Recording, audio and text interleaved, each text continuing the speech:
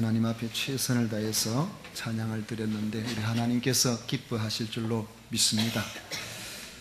오늘 찬송하게 만드는 만나신앙이라는 제목으로 이 시간 같이 오늘 말씀 함께 읽은 말씀을 중심으로 같이 은혜를 나누고자 합니다.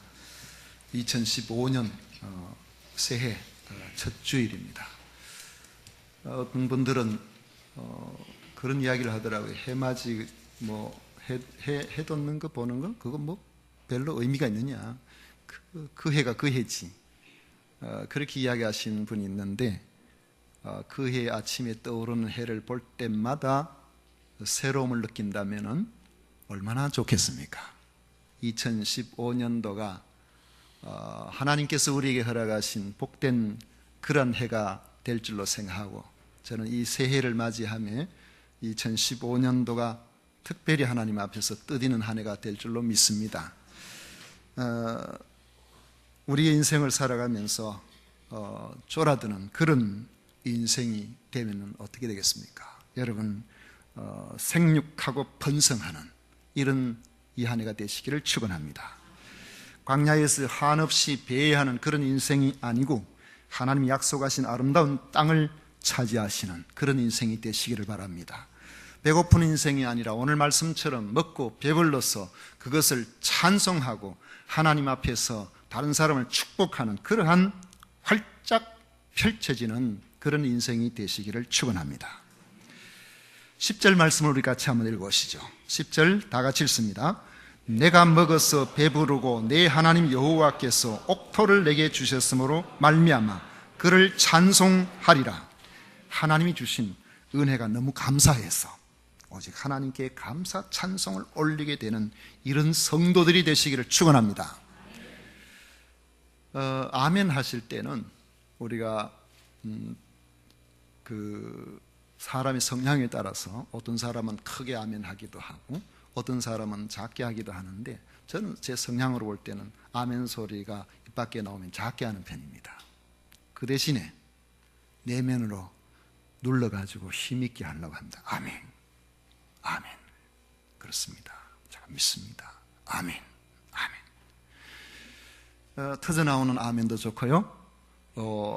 안에서 마음의 어떤 확신을 갖고 하는 그런 아멘도 좋습니다. 아멘은 하나님의 말씀에 나아가는 긍정적인 그런 우리의 신앙 고백이 되기 때문에 다시 한번 우리 아멘으로 한번 하겠습니다. 우리 읽고 내가 먹어서 배부르고 그 구절을 우리 읽고 한번 아멘 해보겠습니다. 내가 먹어서 배부르고 내 하나님 여호와께서 옥토를 내게 주셨으므로 말미암아 그를 찬송하리라. 아멘. 이 아멘에 하다가신 여러분들 가정에 찬송의 역사가 끊임없이 나타나실 줄로 믿습니다. 첫째, 우리가 이 복된 삶을 살기 위해서 우리가 기억해야 될 것은 내 신분이 뭔가 하는 겁니다. 자기 신분을 기억할 수 있어야 됩니다. 제가 초등학교 시절에 동네에 친하게 지내던 친구가 있었습니다. 요즘으로 말하면 보육원이겠죠. 그때 고아원에서 자란 친구인데 어느 날 우리 마을에 왔습니다. 그 마을에 가장 잘 사는 집에 왔습니다. 그 집에 일을 해주러 머슴으로 온 겁니다. 그 친구는 농사도 거들고 또 소도 먹이고 소 꼴도 하고 저하고 늘 단짝처럼 늘 그렇게 지냈는데 그러나 다른 것이 하나 있었습니다. 우리 집은 너무나 가난하고 그렇지만은 부모님이 저를 초등학교에 보내주셔서 늘 학교를 다녔습니다. 그런데 그 친구가 있는 집은 마을에서 제일 잘 사는 집인데도 그 친구는 학교를 다니지 않았습니다. 그 집에서 학교를 보내주지 않았기 때문에, 머슴이기 때문에 그런 것입니다. 그런데 초등학교를 졸업할 무렵에 어느 날 그 친구가 보이지를 않았어요. 왜 보이지 않을까? 어디를 갔는가? 왜 그럴까? 그렇게 생각을 했는데 어느 날 이야기를 들으니까 서울에서 살고 있던 엄마가 데리러 왔다는 겁니다. 그 엄마가 데리러 왔으니까 엄마한테 가서 그렇게 사는가 보다 이렇게 생각을 했죠. 그로부터 세월이 흘러서 아마 한 6, 7년을 넘게 지났던 것 같습니다. 그 친구가 한번 머슴으로 살던 그 동네에 다른 친구들도 보고 싶고 해서 왔던가 봅니다. 저는 보지를 못했어요. 나중에 이야기를 들어보니까 이 친구가 서울 가서 검정고시를 해서 중학과정, 초등학교, 중학과정, 고등학교 과정을 마치고 대학을 다닌다는 겁니다. 말끔하게 해서. 또 그 당시에 늘 함께 더불어 여름이면 냇가에 가서 수영하고 이렇게 했는데 그 친구는 다른 사람들한테 숨기지는 않았지만은 자랑스럽지 못한 화상 흉터가 가슴에 있었습니다. 그 흉터가 시루떡같이 넓적하게 제법 큰 것이 여기에 있었는데 항상 그쪽으로 이렇게 만지면 좀 가려웠던가 봐요. 늘 이렇게. 그런데 그 엄마가 그 아들을 위해서 성형수술을 시켜줘 가지고 그 흉터 자국도 많이 적어졌고 아주 신사가 되어서 왔다가 갔다는 것입니다.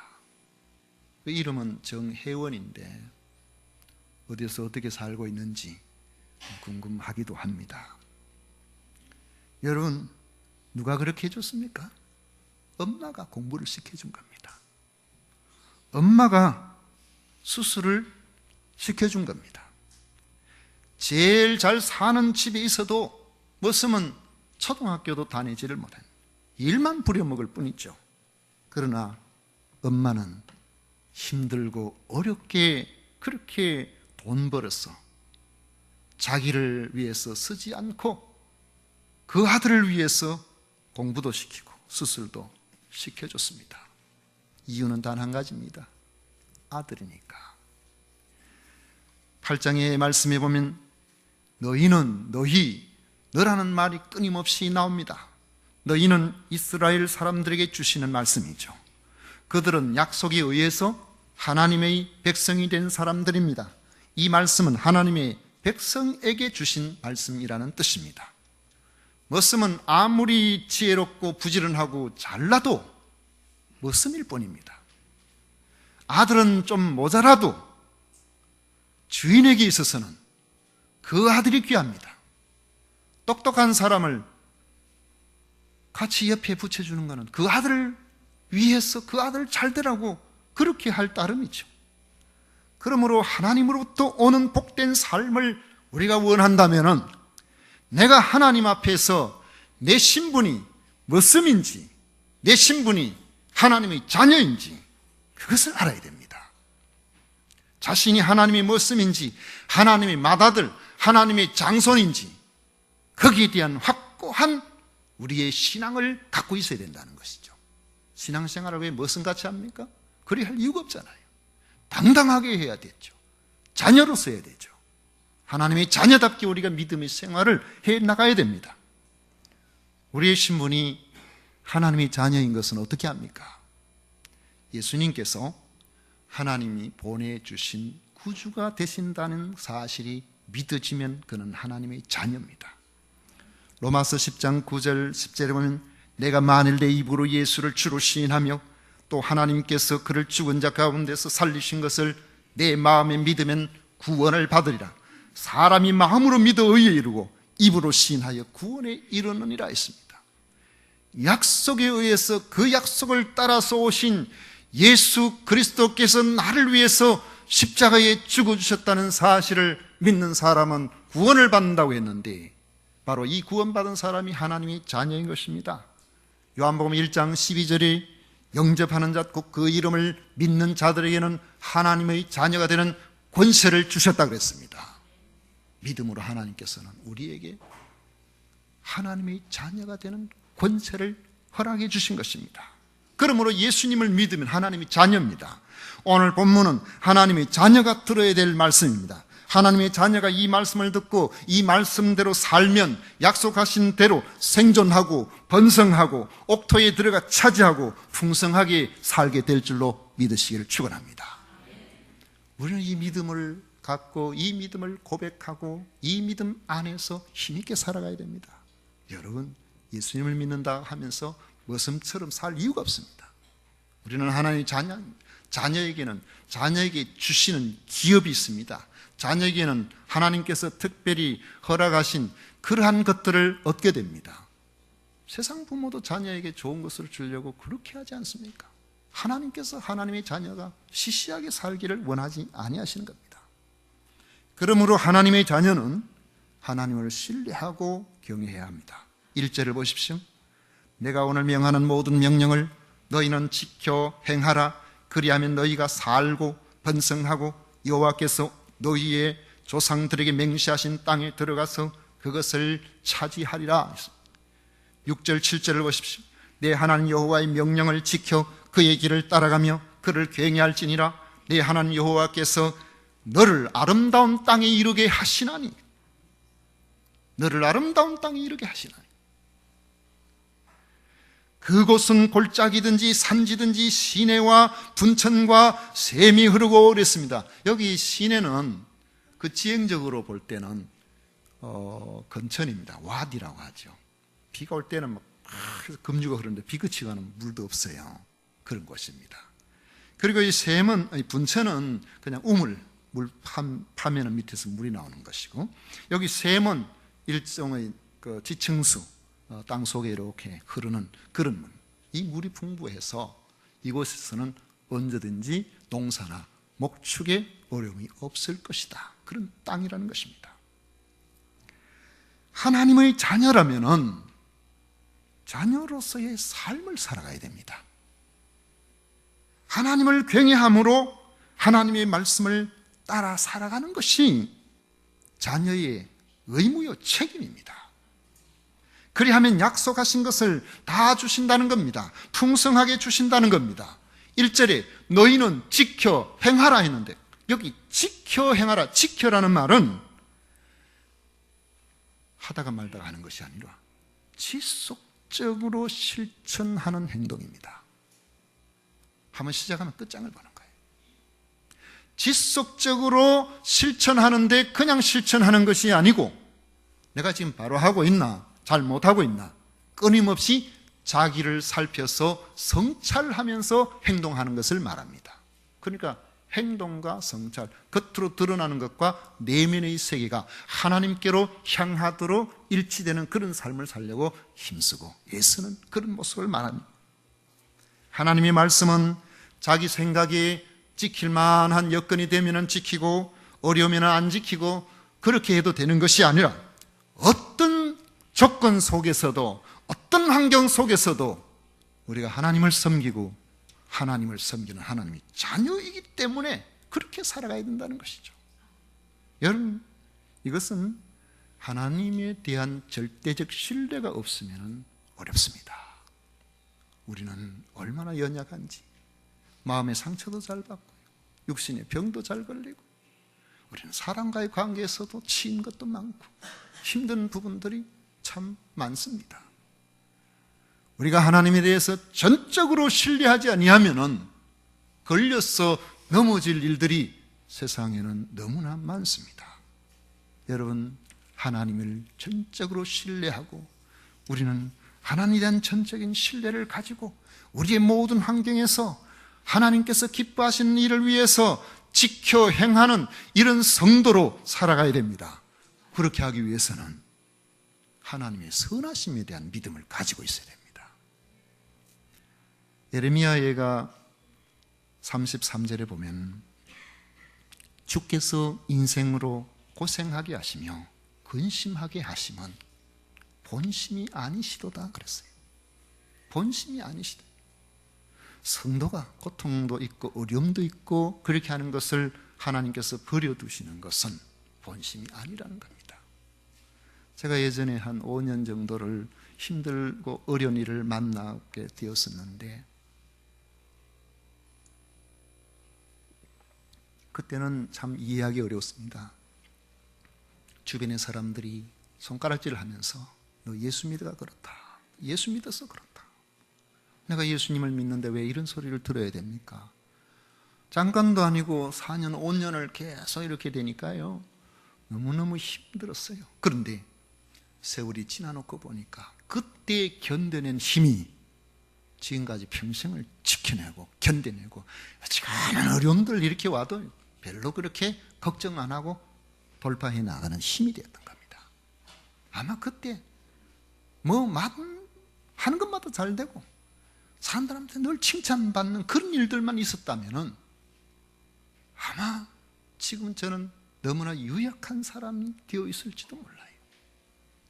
하나님께서는 때때로 우리에게 고난을 버려두시기도 합니다. 고난 중에 있도록 그냥 내버려 두실 때도 있습니다. 그러나 분명히 말씀합니다. 하나님의 본심이 아니라는 겁니다. 로마서 8장 28절에 보면은 우리가 알거니와 하나님을 사랑하는 자 곧 그 뜻대로 부르심을 입은 자들에게는 모든 것이 합력하여 선을 이룬다 그랬어요. 저는 이 말씀을 믿습니다. 저는 이 말씀을 붙듭니다. 하나님께서는 모든 것이 합력하여 선을 이루게 해 주십니다.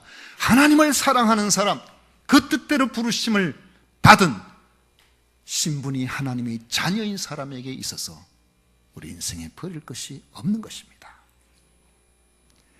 하나님을 신뢰하되 하나님의 자기 자녀가 구하고 찾을 때에 하나님께서는 좋은 것을 주시기를 원하십니다.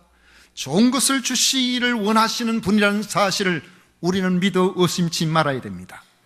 마태복음 7장 11절에 보면 예수님께서 말씀하셨습니다. 너희가 악한 자라도 좋은 것으로 자식에게 줄 알거든 하물며 하늘에 계신 너희 아버지께서 구하는 자에게 좋은 것으로 주시지 않겠느냐. 히브리서 11장 6절에 히브리서를 기록한 기자는 이렇게 말합니다. 믿음이 없이는 하나님을 기쁘시게 하지 못하나니 하나님께 나아가는 자는 반드시 그가 계신 것과 또한 그가 자기를 찾는 자들에게 상 주시는 이심을 믿어야 할지니라. 시편 34편 10절에 젊은 사자는 궁핍하여 줄일지라도 여호와를 찾는 자는 모든 좋은 것에 부족함이 없으리로다.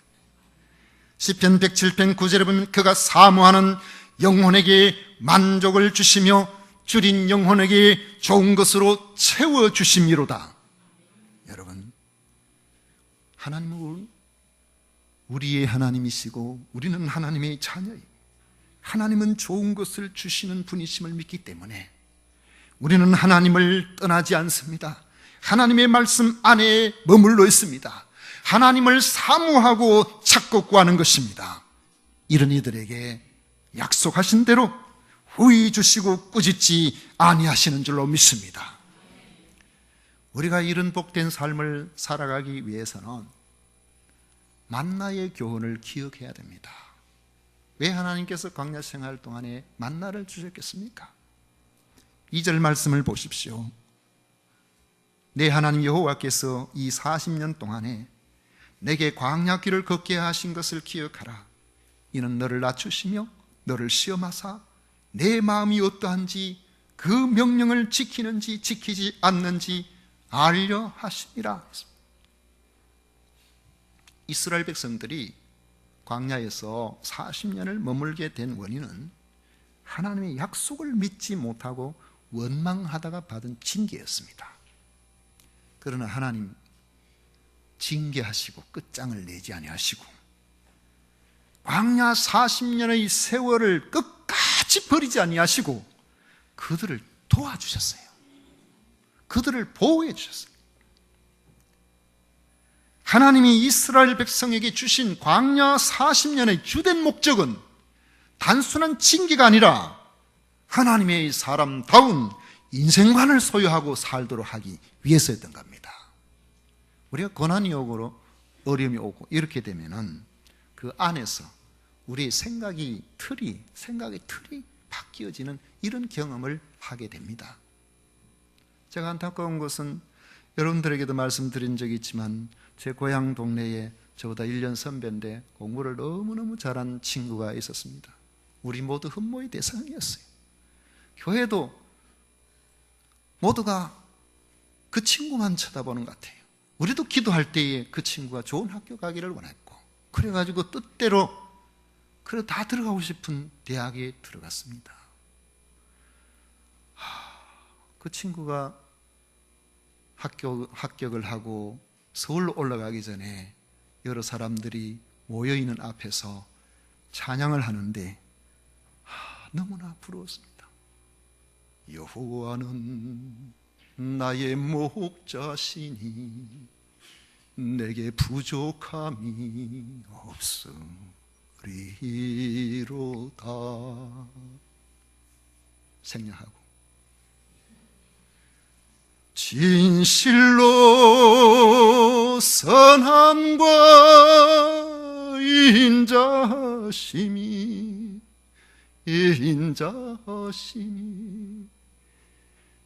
나를 따르리니. 그 친구는 저보다 좀 잘 못 불렀어요. 그런데 저한테는 영웅이었습니다. 얼마나 보기가 좋던지. 우리는 실업계 학교, 대학도 못 가고, 그 친구는 모든 사람들의 존경을. 대학을 갔습니다. 1년이 지나서 6개월이 지나서 여름이 되었습니다. 고향이라고 내려왔습니다. 우리는 그 친구와 함께 그동안에 여러 이런 참 밀렸던 이야기도 좀 듣고 싶어 그렇게 했는데 가슴에 담배를 딱 꼽아왔더라고요. 담배를 꼽았어요. 제가 신학대학원을 하면서 그로부터 한 10년이 지나서 안양에 그 친구가 살고 있었는데 저는 구로 쪽에 살고 있었고 만났습니다. 부인은 약사고 자기는 은행에서 근무하고 있었는데 만나서 이야기를 나누는데 신앙이 회복이 안 됐습니다. 대화가 단절됐어요. 그리고는 소식도 단절됐습니다. 세월이 많이 흘렀어요. 그 친구는 잘난 친구라서 혹시나 인터넷에 무슨 연락이라도 될까? 제가 찾아서 그 이름을 찾아 이래봤는데 이름 석자가 아무 데도 보이지 않습니다. 뭘 하고 있는지, 지금 어떻게 살아가고 있는지. 여러분, 하나님께서 붙들어 주셔야 됩니다. 하나님께서 붙들어 주셔야 돼요. 광야는 우리를 낮아지게 하신 겁니다. 낮아진다는 말은 전적으로 하나님만 의지하는 사람으로 살게 되기를 원하신다는 거죠.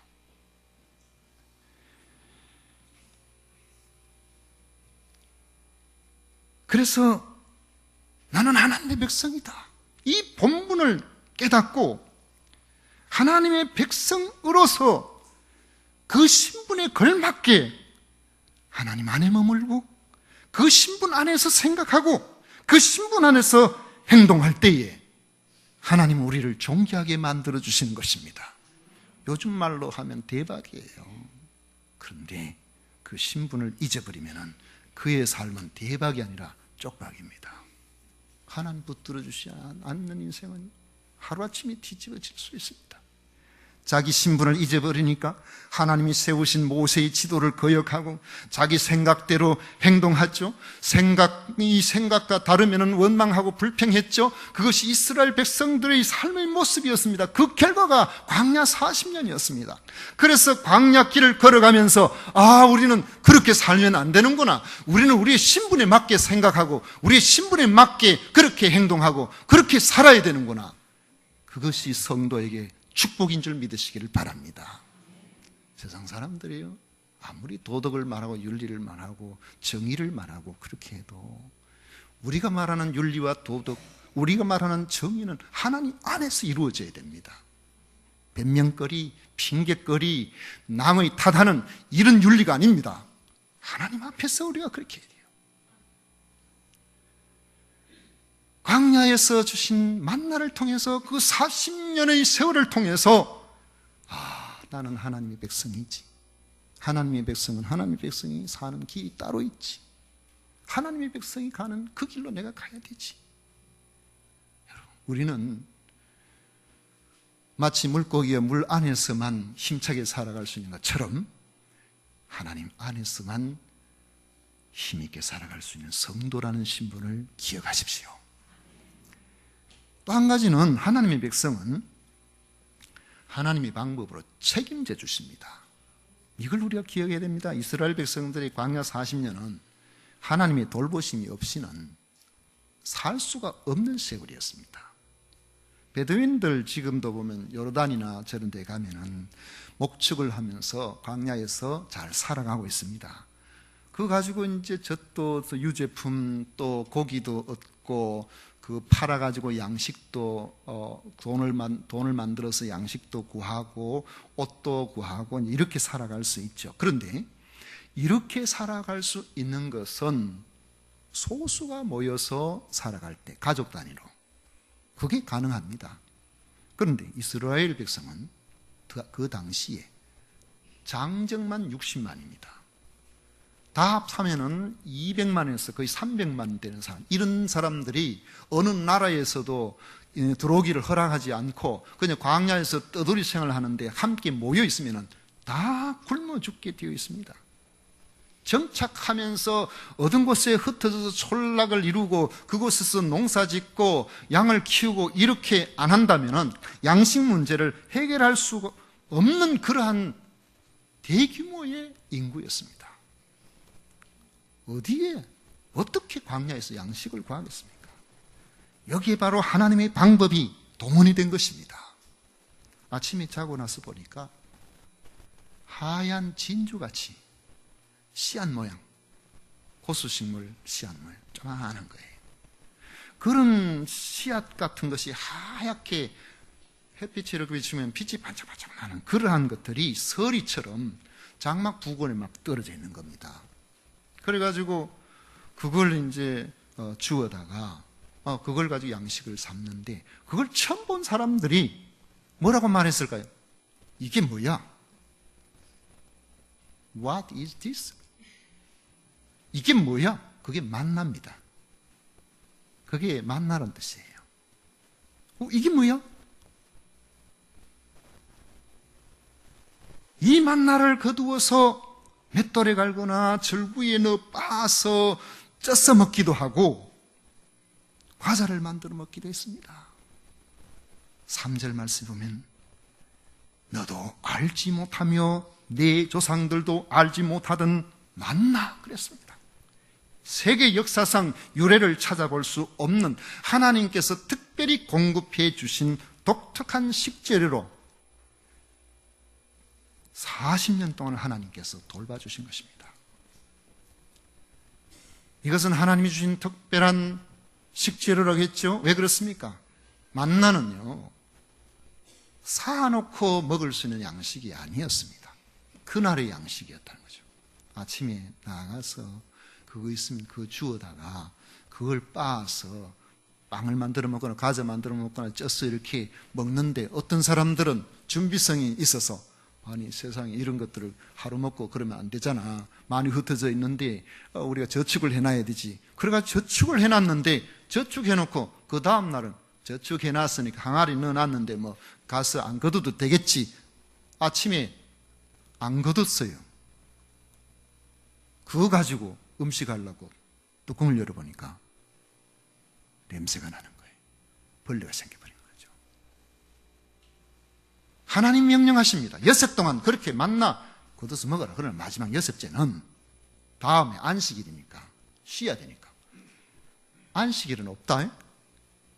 6일째 날 배로 거두어라. 어떤 사람들은 그걸 귀담아 듣지 않고 6일 동안 그날 먹을 거면 거뒀어요. 안식일 날 다음날 가보니까 없어요. 그날 쫄쫄 굶게 되는 거예요. 여러분 만나는 전적으로 하나님이 보내주신 그런 것이기 때문에 그날 하루에 하나님이 책임져 주신 식사량의 분량입니다. 불안해서 어떻게 삽니까?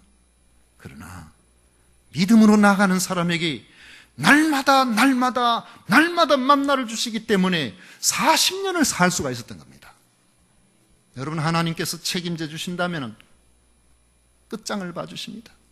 만나가 언제 그쳤습니까? 요단강을 건너서 가나안 땅에 들어가서 가나안 땅에서 곡식을 그들이 손에 잡고 그 곡식으로 그들이 음식을 해먹을 수 있게 되었을 때에 만나가 그쳐진 겁니다. 하나님께서는 이 만나를 통해서 야, 사람은 그냥 이 땅에 있는 그것만 가지고 사는 게 아니야. 나를 쳐다보고 살아야 돼. 그거 가르쳐 주신 것이죠. 3절을 다시 보십시오. 우리 3절 다 같이 읽습니다. 너를 낮추시며 너를 줄이게 하시며 또 너도 알지 못하며 내 조상들도 알지 못하던 만나를 내게 먹이신 것은 사람이 떡으로만 사는 것이 아니요 여호와의 입에서 나오는 모든 말씀으로 사는 줄을 내가 알게 하려 하심이니라. 이 말씀은 하나님의 백성들은 세상 양식이 필요 없다, 하늘만 쳐다보고 그렇게 살아, 이런 뜻이 아니에요. 하나님의 백성들은 신비한 양식만 먹어야 된다는 이런 말씀이 아니고, 이 땅에서 무엇을 먹을까, 무엇을 마실까, 무엇을 입을까, 어떤 집에 살까, 이런 데만 우리의 기반을 두고 그렇게 살아가서는 안 된다는 것을 말씀하고 있는 것입니다. 여러분, 이것이 삶의 기반이 되어 있으면, 이런 세상적 사고를 가지고 살게 되면 우리는 땅의 것에 지배를 받고 살게 되어 있습니다. 얼마 전에 온 뉴스를 여러분 들어보셨죠? 서울에서 무슨 어떤 집에 리모델링 하려고 하다가 금괴가 뭐 얼마나 발견이 돼가지고 그걸 누가 뭐 어떻게 몰래 뭐 어떻게 하고, 세상에 부인도 모르고 자식도 모르는 금괴가 왜 그리 많습니까? 대충 제가 들은 이야기로는 그 자녀들 사이에 부모와의 관계가 굉장히 혼란해져 있었더라고요. 믿을 사람 아무도 없는 거예요. 그 배신감이 얼마나 클까요? 그 금괴를 말이지, 100억도 넘는 그런 엄청난 것들을 넣어놓고 아무한테 이야기도 하지 않고 치매가 걸려가지고 그만 가르쳐 주지도 못하고.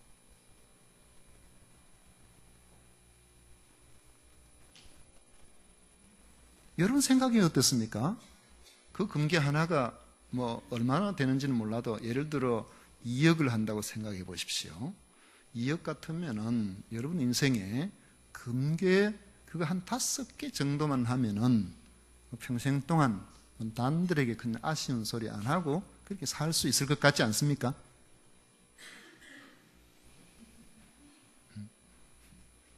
5개 있어 보지. 그 중에 파라가 집도 있어야 되고, 이것도 누가 훔쳐가면 안 되니까, 이것도 뭐 투자를 해가지고 좀 늘려야 되지. 사람 욕심은 한도 끝도 없게 되는 거죠. 땅에서의 사고에 기반을 두게 되면은 언제나 우리는 자기에게 불리하면 불리한 대로, 유익하면 유익한 대로 신앙과 상관없는 삶을 살아갈 수가 있습니다. 하나님의 사람은 그렇게 살면 안 된다는 것입니다. 어떤 경우에도 하나님을 경외하는 삶을 최우선해서 살아야 한다는 것을 보여주고 있습니다. 여러분, 그렇게 살면 힘들잖아요. 그렇게 살다가 굶어 죽으면 어떻게 하나요? 의심하는 사람들에게 만나를 보여주신 거예요. 사람이 생존할 수 없는 광야지만 믿음으로 산다면, 하나님을 전적으로 의지하며 산다면 하나님께서는 이스라엘 백성들에게 40년이라는 긴 세월, 그곳에는 양식을 구할 수 없는 곳임에서도 불구하고 하나님께서는 하나님의 방법으로 먹이시고 입히시고 신기시고 그렇게 하시지 않느냐는 것입니다. 그러므로 어떤 고난도 결핍도 하나님의 말씀을 불순종할 변명이 되지를 못하는 것입니다. 우리가 단지 고백한다면, 하나님, 제가 믿음이 없어서 그랬어요. 하나님, 제가 전적으로 신뢰하지 못해서 그랬어요. 이게 솔직한 것이죠. 내가 이래서 그랬다 저래서 그랬다 환경, 그건요 하나님의 약속에 대한 우리의 믿음 없음에 대한 변명이라고 그렇게 우리는 인식해야 됩니다. 성도 여러분, 여러분들의 금년이 혹시 광야 길을 걷는 것 같을지라도 믿음을 지키시기를 축원합니다. 하나님을 경외하며 그 말씀을 따라서 마치 그렇게 사는 것은 광야에서 굶어 죽을 것 같은 그러한 길이라고 할지라도 좌로나 우로나 치우치지 말고 믿음을 지키십시오. 그리하면 하나님께서 지금 이 시간에도, 오늘 이때도 우리에게 필요한 만나를 주셔서 여러분들을 생존하게 하실 것입니다. 여러분들 돌보시는 은혜를 받게 될 것입니다. 그 만나 생활이 혹은 징계로 주어지는 것이라고 할지라도 그것은 하나님이 자기 자녀에게 가난을 주시기 위한 훈련이고 교육이라는 사실을 믿어야 됩니다. 하나님께서는 그냥 우리가 죽으라고 고통당하라고 그렇게만 주시는 게 아니에요. 그를 통해서 하나님 주신 은혜의 세계를 바라보도록 하기 위한 교육적인 목적이 그 속에 반드시 들어있습니다. 5절 6절을 보십시오. 너는 사람이 그 아들을 징계함같이 내 하나님 여호와께서 너를 징계하시는 줄 마음에 생각하고 내 하나님 여호와의 명령을 지켜 그의 길을 따라가며 그를 경외할지니라. 하나님은 왜 그 자녀들을 힘들게 징계하기까지 교육시키겠습니까? 가난이라는 복을 주셔서 아버지 되시는 하나님을 찬송하게 하기 위해서라는 것입니다.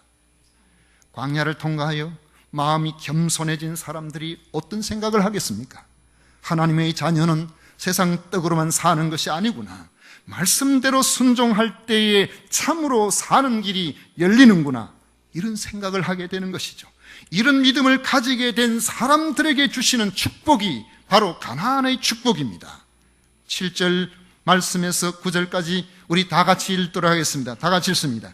내 하나님 여호와께서 너를 아름다운 땅에 이르게 하시나니 그곳은 골짜기든지 산지든지 시내와 분천과 샘이 흐르고 밀과 보리의 소산지요 포도와 무화과와 석류와 감람나무와 꿀의 소산지라.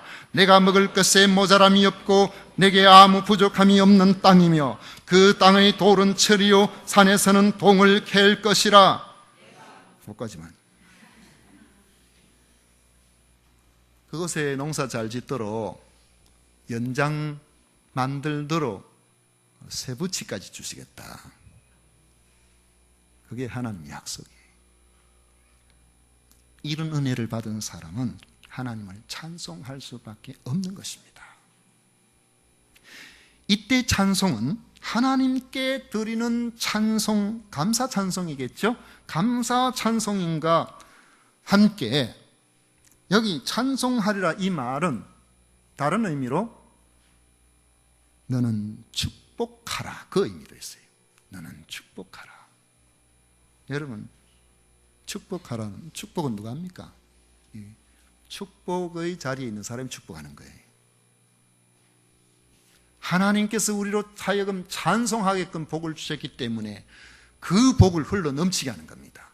다른 사람을 유익하게 하는. 세상적인 사고는 이거 가지고 어떻게 하면 나 이러지만은 하나님의 백성들이 복을 받아야 될 이유는 왜 우리가 복을 받아야 됩니까? 왜 복된 삶을 살아가야 됩니까? 왜 우리가 건강해야 됩니까? 다른 사람을 복되게 하기 위해서, 섬기기 위해서. 이것이 우리의 간증입니다. 이것이 하나님 앞에 감사 찬송이 되는 겁니다. 여러분이 하나님의 자녀임을 확실히 믿고 그 믿음 안에서 살아가기를 사모한다면 광야를 통과하는 분에게 주어지는 만나의 체험이 있을 것입니다. 광야를 다 지난 분에게는 축복의 가나안 땅을 하나님께서 주실 것입니다. 금년에 이런 은혜를 여러분들이 체험하여 하나님을 찬양하고 이런 은혜를 내 이웃들에게 마음껏 나누어주는 간증적인 귀한 성도의 삶이 되시기를 축원합니다.